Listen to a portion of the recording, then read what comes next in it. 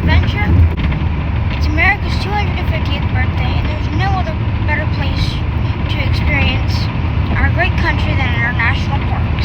So today I'm setting off to visit a couple of places in the Southwest and a few places in between. Let's get started in Tennessee.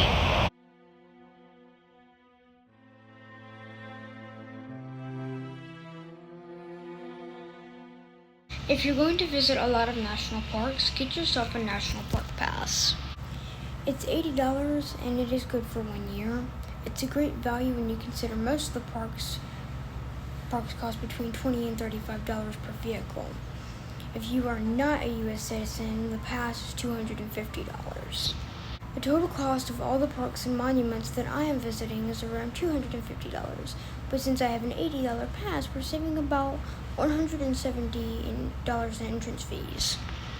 Remember, some of the parks like Rocky Mountain, Glacier, and Arches require time entry reservations that should be booked months in advance.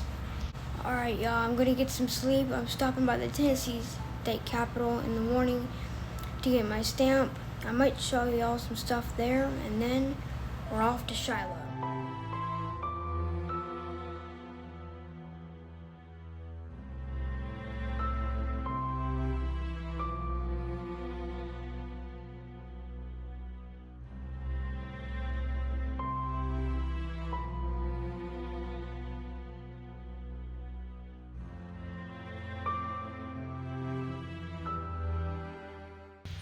Over 100,000 soldiers clashed here at Shiloh, the bloodiest in American history.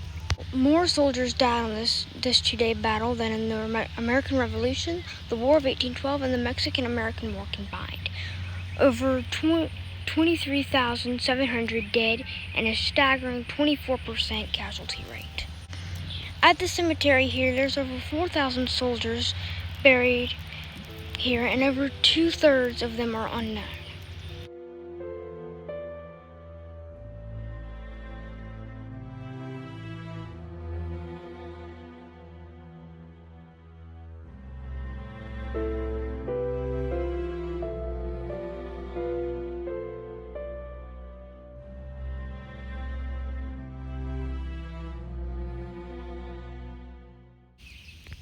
Local legends talk about the spot, and they called it Bloody Pond. It's where the wounded came to drink and wash their wounds away, turning the water a crimson red color.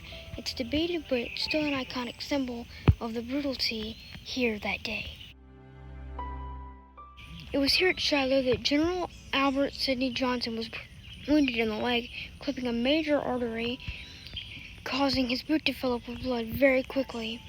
To this day, he is the highest-ranking member in the U.S. military that has died in combat.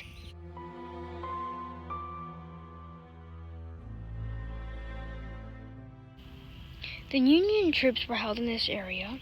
The Confederates called it Hornet's Nest because of the constant buzzing of bullets all around them.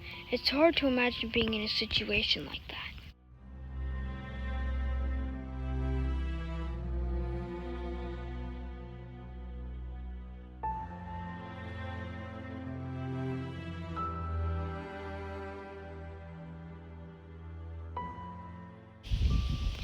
Just a little bit south of here is a town called Corinth, Mississippi.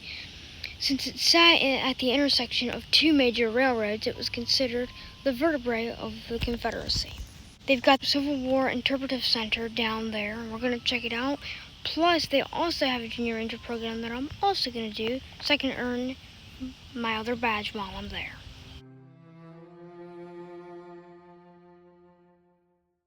Just imagine 120,000 Union troops and 70,000 Confederates all clashing here on April of 1862. The second siege of Corinth, later that year in October, saw the bloodiest hand-to-hand combat in Union stronghold called the Battery Robinette. Pretty high casualties on both sides. The Union's victory here was pretty much shattered the Confederacy's control over the whole region, so it can open a path to the Union to take immediate control of Vicksburg several months later.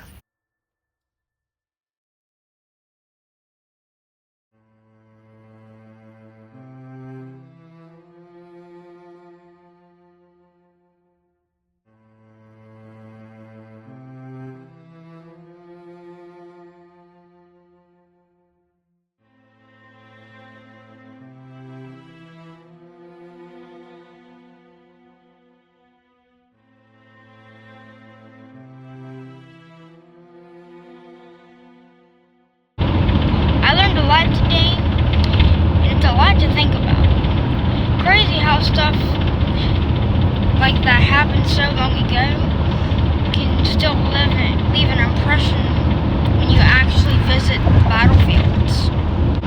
I've been to Gettysburg, Antietam, and Richmond battlefields before.